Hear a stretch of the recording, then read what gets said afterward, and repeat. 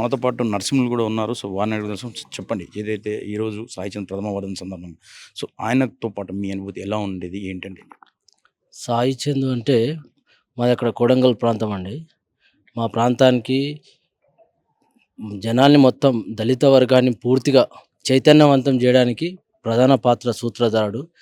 ఆ కొడంగల్, కోస్గి, తాండూర్, పరిగి ప్రాంతాలలో దళితులు పూర్తిగా ఇంకా చైతన్యవంతంగా లేని ప్రాంతానికొచ్చి ఎన్నో అంబేద్కర్ విగ్రహాలు పెట్టించి స్థాపన చేపించి అక్కడ సైడ్ మొత్తం వర్గాన్ని ఆ జాతిని మొత్తాన్ని నిద్రలేపినట్లాంటి మహానుభావుడు జనం మధ్య లేడు.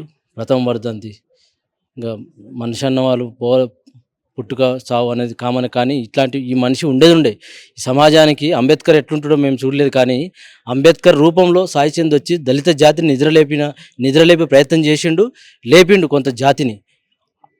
అట్లాంటి సాయి చంద్ అన్నను మిస్ అయినందుకు చాలా బాధగా ఉంది.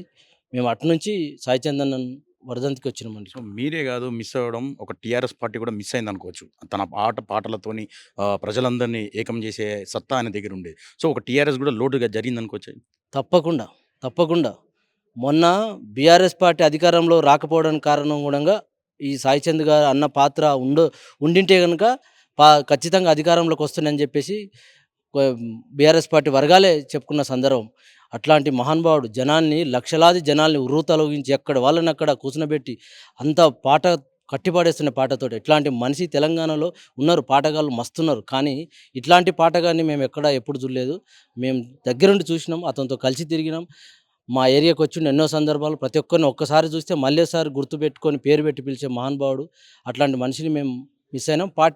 బీఆర్ఎస్ పార్టీ కావచ్చు, కేసీఆర్ గారు కావచ్చు, చాలా పార్టీకి లాసే అని చెప్పేసి చెప్పక తప్పదు.